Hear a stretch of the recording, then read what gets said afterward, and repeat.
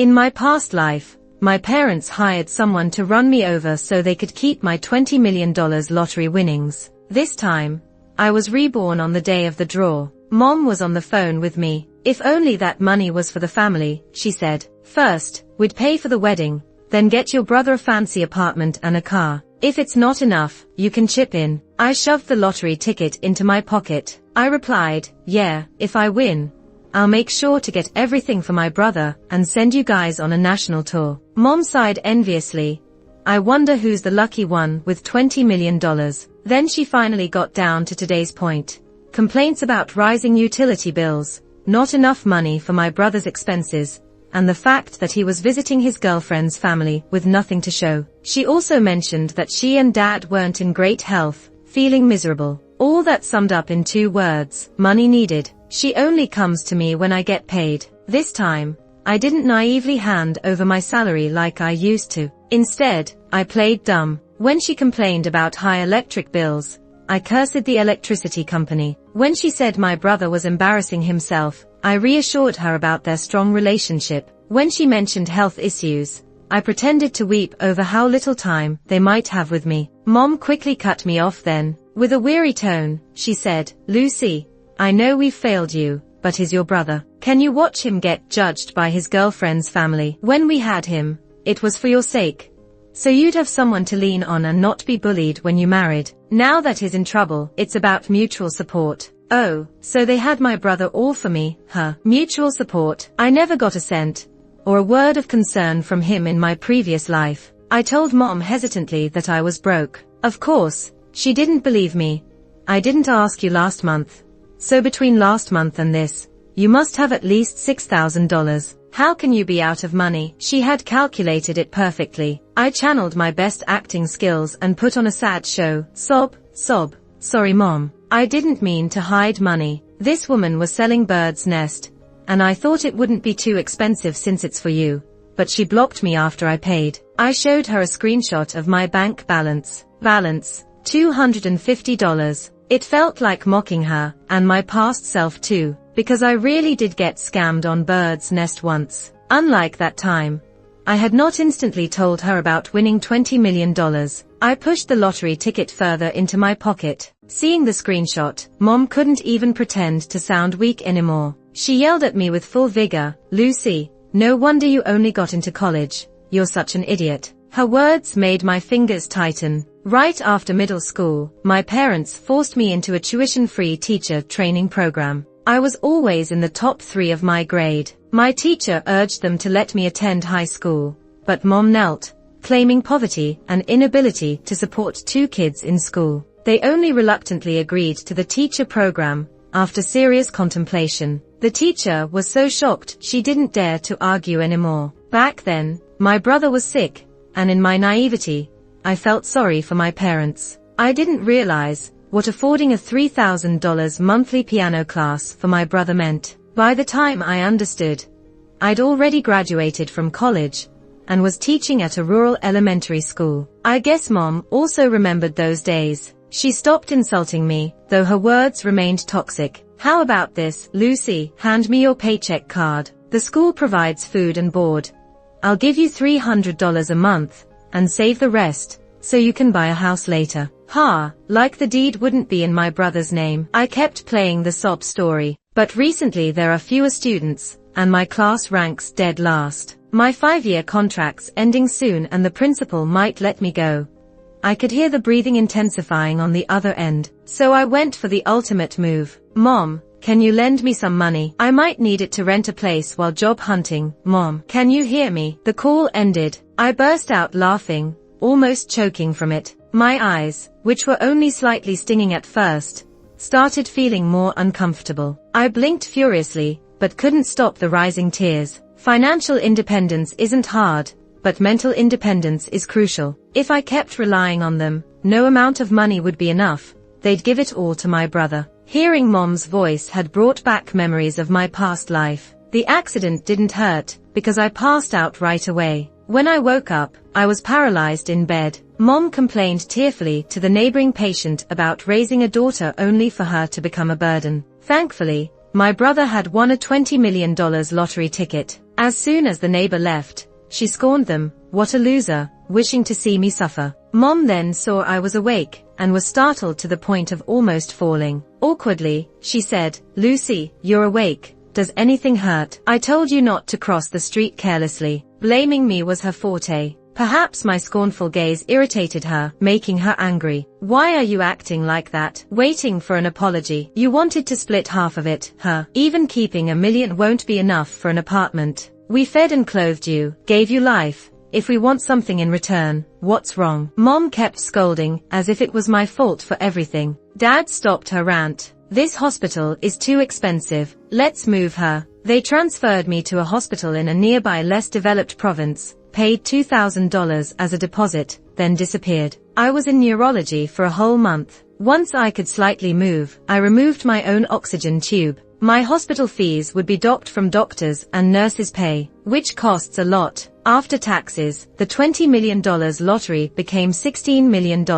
I divided it into 4 parts, and took a late-night train to the neighboring province to stash it away. One part went into a 1-year fixed deposit, to switch to a 3-year when it matured. Another into a 2-year term, another into a 3-year, all set to auto-renew for 3 years. For large amounts, I negotiated a 3.75% rate with the bank. That came out to $40,000 a month in interest. And if I needed to withdraw early, the penalty wasn't too huge. The last part, I donated $500,000 to the lottery center, as usual. I gave another $1 million to the neurology department, where I was previously hospitalized. I made sure the doctors, nurses, and 2 supervisors who took care of me got $100,000 each, with the rest split among others. That left me $5 million for everyday use. Staring at that string of zeros in my bank account, I realized how beautiful 250 could be. After my material needs were met, I officially resigned.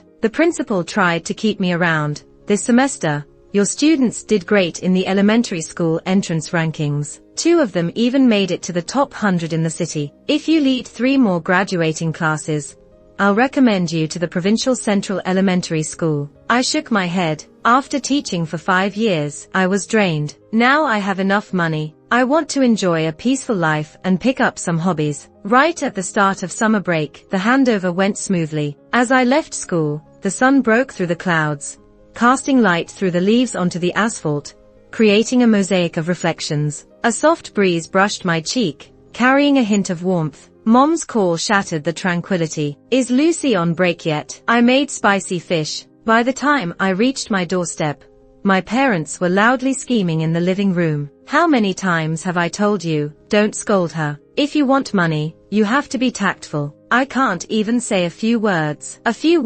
And she won't come home for a week. Honestly, I just forgot. But in Dad's eyes, this was the onset of rebellion. With so many young girls online ignoring their parents, do you want Lucy to be like them? She's soft-hearted. A little kindness, and she'll give you all her money. Don't be too blatant and hurt her feelings. Play it smart this time. Bob agreed to a $200K dowry.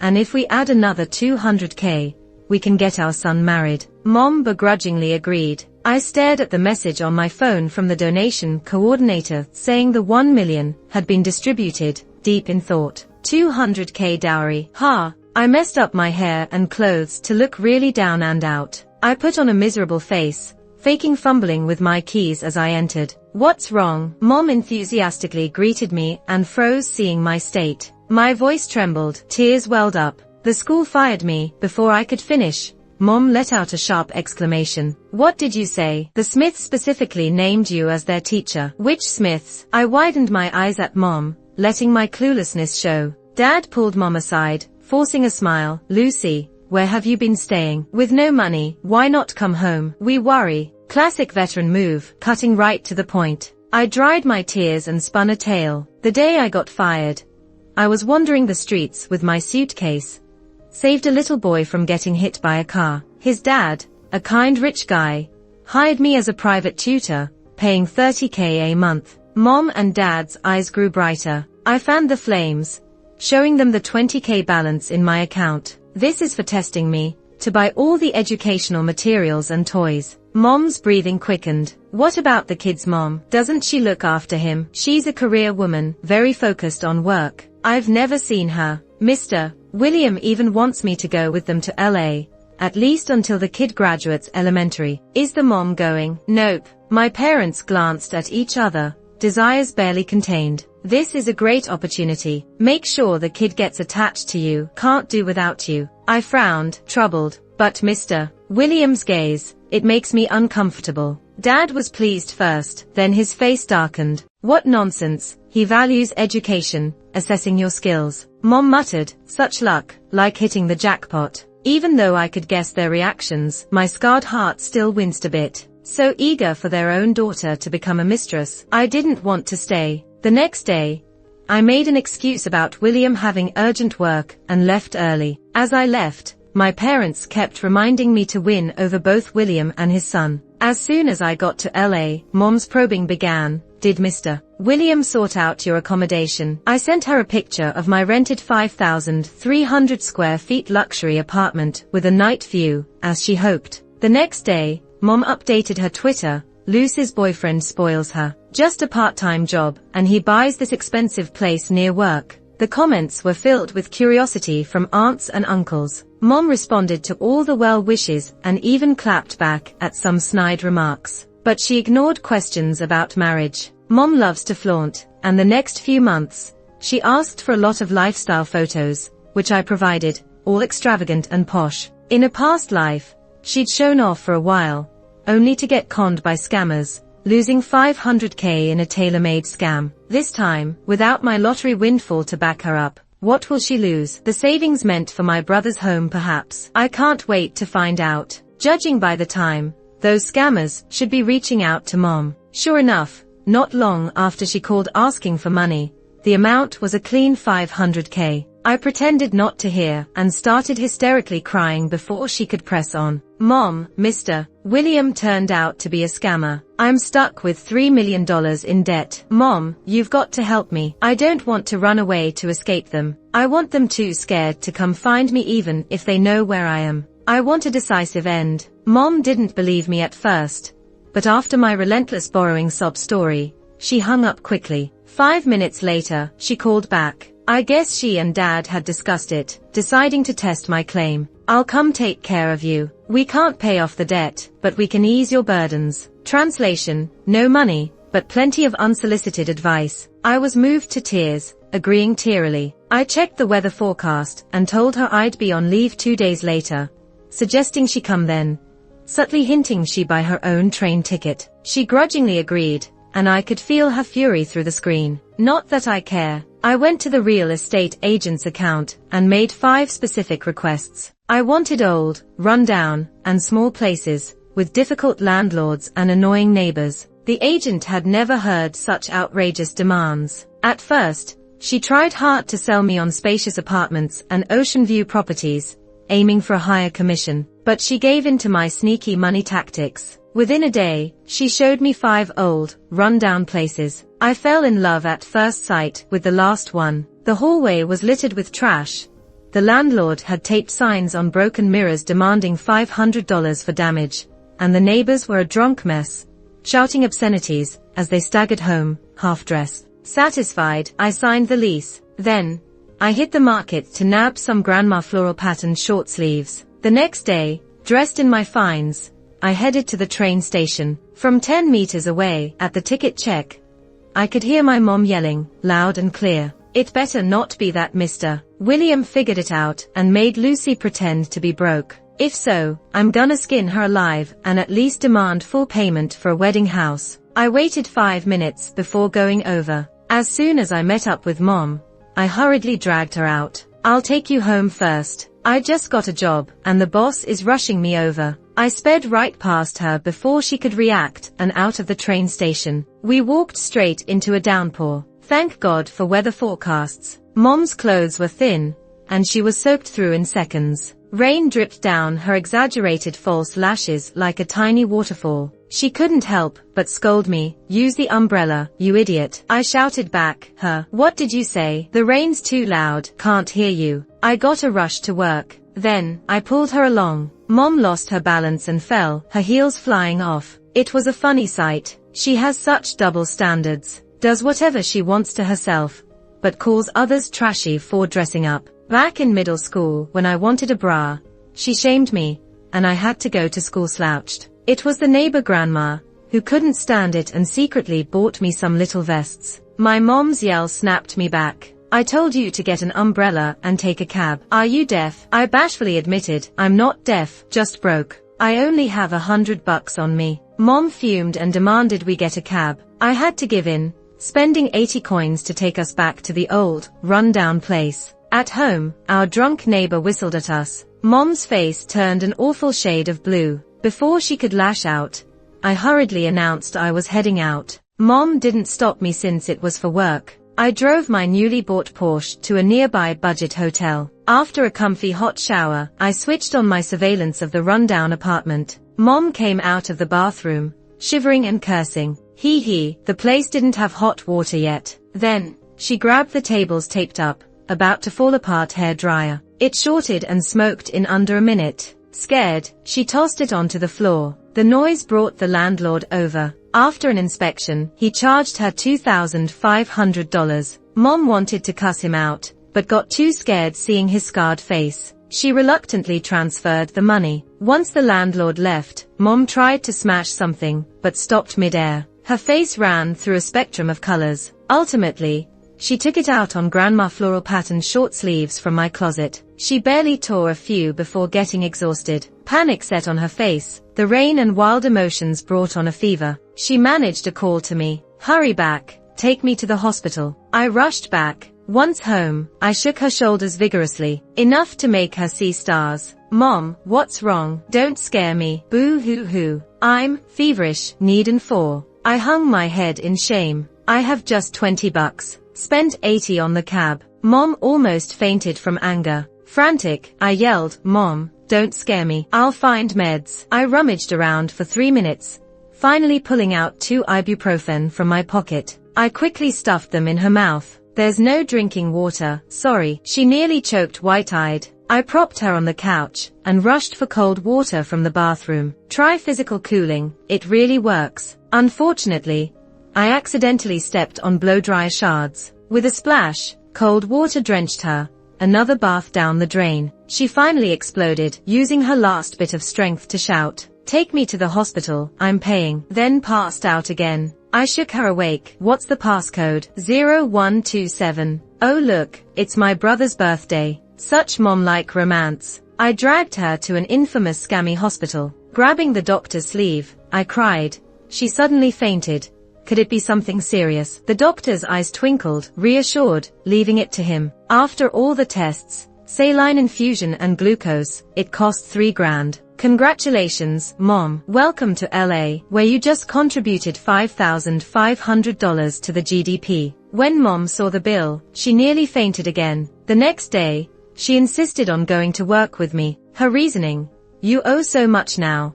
I'm nervous you'll go astray. Seeing for myself will ease my worries." Moved to tears, I pulled her along to walk from the suburb to downtown. August in Los Angeles is scorching. You could fry an egg on the pavement. Yesterday's rain felt like a minor fluke. After just half an hour, Mom's forehead dripped sweat into her collar, soaking her back. She reached her limit and decided to take a cab. At the office, I took a huge stack of flyers from the staff, Lucy, ready to distribute. Mom was shocked. "You taught primary school for 5 years and now do this." Mr. William tricked me into signing, saddling me with debt, so I can only take odd jobs. My eyes reddened. Plus, with my low qualifications, schools here only hire grads from top 6 education universities. They don't want me. Hearing this, Mom looked awkward. I asked, "Wanna help distribute?" Of course, she refused. I didn't force her.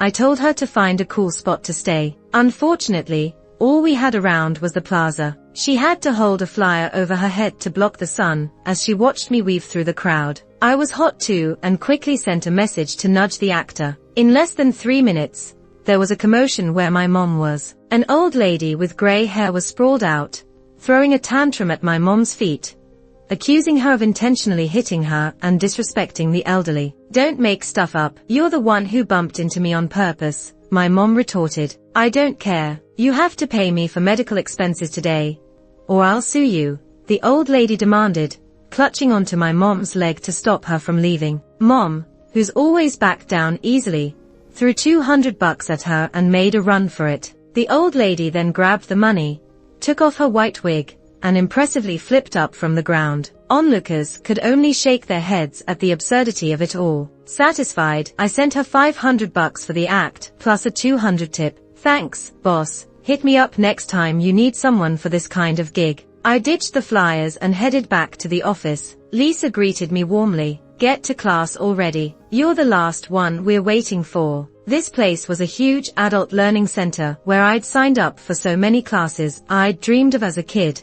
Piano, guitar, calligraphy. Everything my brother got, I signed up for, almost as payback. But there are only so many hours in a day. After a while, I only stuck with sewing. As a kid, I had a dreamy phase, admiring the flowing dresses of fairies on TV. I'd wrap myself in bedsheets, swipe on my mom's lipstick, and pretend I was casting spells. Dad found it hilarious, but Mom, she wasn't amused. You're dressing up to lure men at such a young age. Someday, you'll embarrass me by selling yourself, she sneered, cutting my childhood fantasy short. Yet as an adult, I found a way to continue. I learned to make my own traditional Chinese dresses. My downtown condo was buried in different fabrics. My personal account on TikTok blew up with followers, each day bringing more praise. No exaggeration, my talent in sewing grew rapidly. Pretty soon, I'd be ready to take custom orders. When class wrapped up, I went back to my small, worn-out apartment. Mom was on the bed, rambling feverishly. Her face was flushed, complaining of a headache and thirst. She probably had heat stroke. When I got home, she didn't mention the hospital this time, just asked me to get her some meds. So, I did. Made sure she drank 3 bottles all at once. Slowly, her breathing evened out and the frown lines faded. I cuddled close beside her on the tiny bed. The moonlight slipped through the tattered window, casting a silver glow around the room. Leaves outside cast shadows that swayed with the soft breeze. The air was unusually peaceful. I turned to look at Mom. She was 50 now, with strands of gray shining through her hair. Would things be different without the envy that $2 million incident had stirred? Maybe our relationship wouldn't have turned out the way it did last life. I felt a hint of hesitation. Should I stick to the plan of leaving this family behind? Maybe keeping my distance would be enough. I could live my life separately, dropping by now and then. But the next day, I dismissed that silly notion. Security footage made me realize how naive I was. The scene clearly showed Mom on the phone, crying to Dad. I can't keep living like this. Fever, heat stroke, and now I'm down 5,007. Dad's voice was edgy. Charles brought his girlfriend home. Her family's well off, both parents are professors, and they don't want a dowry. But we're still expected to cough up the down payment for a downtown house, he snapped, losing his temper. It's your fault our son's down payment was lost. You're such a burden. Mom quietly refrained from arguing, but then recounted her recent woes like she was narrating a tearjerker. Are you sure she doesn't have any money left? Check the room, see if there's anything valuable, Dad instructed. Mom obeyed, rummaging around until she found my carefully hidden credit reports in a small bag at the bottom of the closet. She flipped through all 10 pages, face completely stunned. Oh my gosh, honey, Lucy owes not just $3 million, but a full $8 million.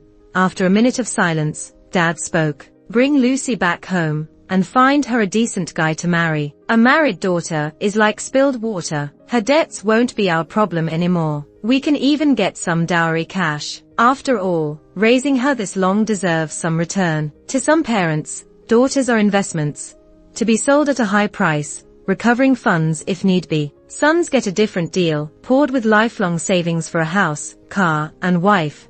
If that's not enough, they sell the daughter to make up the difference. Still, they'd blame the daughter for being a financial drain. It's laughable. When Mom told me to come home, I didn't resist. I obediently took the train with her. Little brother's girlfriend was at the house too, just like Dad said, a clear sign of wealth. She was bubbly and a bit naive, but not unfriendly. Her eyes weren't exactly warm upon seeing me, but stayed polite. Hi, Auntie. Hi, big sis. I'm Doris. It was Mom's first time meeting her, too, and she was all smiles, holding Doris's hand. "No wonder you're a college student. You look so refreshing." Doris blushed crimson, getting along well with Mom. I just felt out of place in the corner and eventually got pulled into the kitchen by Dad to cook. At dinner, the separation was even more apparent. The four of them laughed and chatted in harmony. Doris shot glances my way, but never sparked a conversation. I wasn't about to go looking for one either. After dinner, Dad talked alone with me,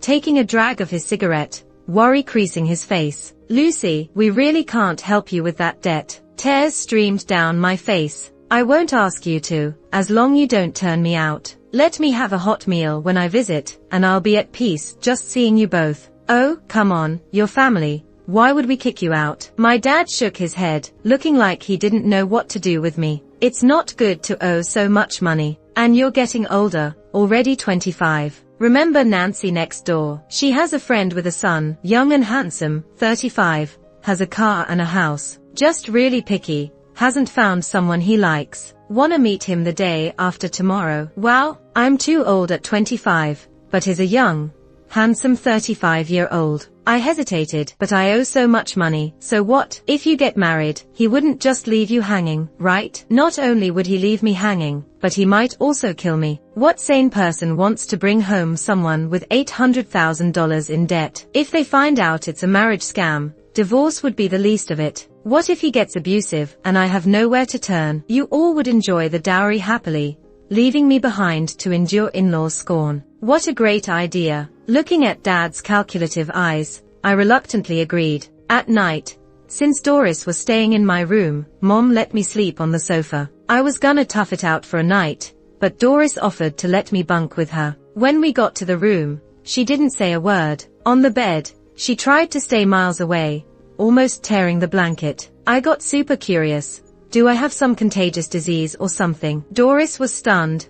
Why are you avoiding me? She's young, and her face turned red in an instant. She slowly scooted over. "No, it's just." She glanced at me and then stared at the ceiling. "You're so pretty. Why'd you become the other woman and get sued for $300,000 by the wife?" "Man, my parents sure told a story." I didn't argue, just changed the subject. "What do you like about Charles?" "He's handsome." "That's true. No ugly ones in this family." My brother took all the good traits: sharp eyes, strong brows. "He can cook." "You mean scrambled eggs with tomatoes?" "That's pretty much all he can cook." "I've handled chores all my life. He's never lifted a finger." Doris looked at me starry-eyed. "Yeah.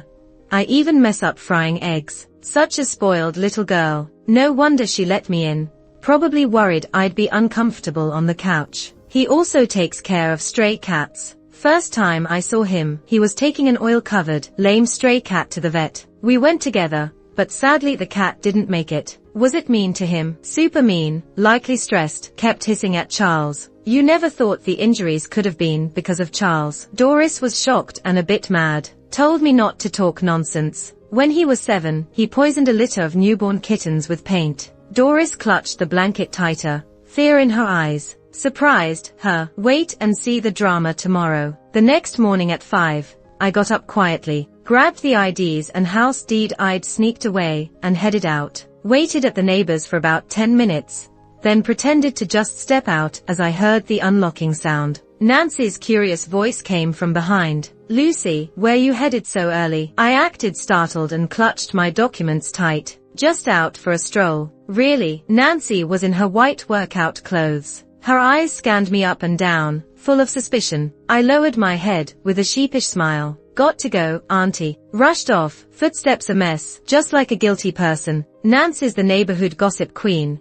and she introduced my blind date. No way she wouldn't be curious seeing me like this. Crossing the street, I glanced back accidentally, saw a flash of white at the electric box 2 meters back. Kept my triumphant smile down, weaved through the streets to a local loan shark's office. Turning again, saw Nancy on her phone typing like crazy. Mission accomplished. Private lenders aren't too picky. Even though the house isn't in my name, it can still be collateral. I took my sweet time with the contract, giving my parents enough time to catch up. As the staff rushed me to sign, they got there just in time. Dad snatched the contract and tore it apart. Even tried to hit me. I pulled out the kitchen knife I packed beforehand. Dad backed off quick. He was furious. "Lucy, you acting out." I sneered. "Why's it my debt? And you guys don't care. Trying to sell me for a dowry. You talked big about being family and supporting each other. Used that line to take my salary. Now I'm in debt. You should support me too. Sell the house to pay it off." Brother was jumping up and down at the side. "You think you deserve any of this? Mom and Dad's property is mine. If you're broke, just go sell yourself. Easy money." He vented his anger without noticing the shock on Doris's face. Mom tried to play the sympathy card. "Lucy, put the knife down. We never said we wouldn't help you, or selling you. We found you a nice match." I laughed out loud, looking at Nancy. "Did they tell you I owe $800,000? Nancy was stunned, then yelled at my parents, "You jerks. Trying to dump this mess on me. Give me back the dowry." My parents were quick. They'd taken the dowry, probably started arranging for me to move since yesterday. Dad couldn't hold back. After the woman, he looked down on pointed fingers at him. He met my gaze. "Give the house deed back. The house is for Charles. You got nothing to do with it. You, who'd never make it to the family plot even in death, think you can touch Lynn's property." Brother smirked, feeling quite proud. Doris took another step back. When she saw what was happening, I tossed the property deed to my dad and grabbed a kitchen knife, swinging it around wildly. I might have looked crazy, but I didn't actually hit anything. "If you're not gonna help me pay the loan, don't think about selling me off. I'll take down anyone who tries. My life is pretty much messed up already, so who wants to try me?" I left after that, leaving my parents to deal with Nancy, who was demanding money like a madwoman. Doris later filled me in on what happened next. She had broken up with my brother. My parents tried to subtly talk him out of the relationship, but maybe I pushed them too far. They even suggested my brother force himself on Doris, but Doris used the pepper spray. I had given her to spray my brother's eyes and managed to escape. On the phone, she sounded different, angry. "I'm gonna sue him," she said. Doris's parents were law professors, with tons of outstanding students under them. Even if they wanted to keep things neutral, connecting with a good lawyer for such a small case was a piece of cake. The verdict was in favor of Doris. Pay $30,000 within 5 days. My parents were at their wits' end. Their savings had already fallen victim to a scam, and the bride price was used for my brother's down payment. Nancy and her family blocked their door every day for the bride price, while my brother had to pay Doris $30,000. They had no choice but to sell the precious 3-bedroom family legacy, a place women weren't supposed to touch. The house was old, in a poor location, and they were desperate to sell. It went for just $350,000. They paid Nancy's family $300,000 for the bride price, and gave Doris $30,000, leaving only $20,000 left. The new house they bought was off-plan, not even a basic shell, so my parents had to rent a place to live. My brother's field had a terrible job market, and with a record, he found it even harder to get a job. He was too full of himself to settle for a $2,000 or $3,000 job, and ended up sponging off my parents at home. My dad's pension was too small to cover the mortgage, forcing my parents, both in their 50s, to look for work again. When I heard all this, I felt nothing inside. These were the choices they made. I had extended a hand to them for too long, both in this life and the last. I gave them so many chances, but they never took them. Everyone gets tired. My sewing course was over, and I started taking orders. For each hanfu I made, I recorded the process and posted it on my social media account, along with stunning photos, drawing more followers. Orders, filming, more followers. It all became a positive cycle. When I hit 500,000 followers, a hanfu design I made went viral. Most of the fans reaching out wanted that piece. I had plenty of money. The initial one, $6 million, was mostly untouched, and with the orders I took, I recouped my investment and leisure expenses. So, I teamed up with a factory and opened a hanfu shop. Thanks to a solid fan base, and with around 50 pieces in circulation before my design went viral, along with rave online reviews, the first outfit blew up in the shop. 10 minutes saw 20,000 orders, with 30,000 people adding it to their cart, kicking things off with a bang. I was swamped with work when, 2 months later, I heard more about my folks. My brother met someone online. then quickly married her after meeting in person. A little while later, his wife got pregnant. My parents were thrilled, throwing a 3-day banquet to celebrate having a future heir for the Lin family. No one expected his wife was already married, and her husband from out of state even came to attack my brother, breaking his leg. When I found out, I was taken aback. An employee interrupted my thoughts. "Lucy, a promo video just went viral. We're out of stock." "Alright, I'll contact the factory," I replied. The past is in the past. I've repaid my debts in my previous life.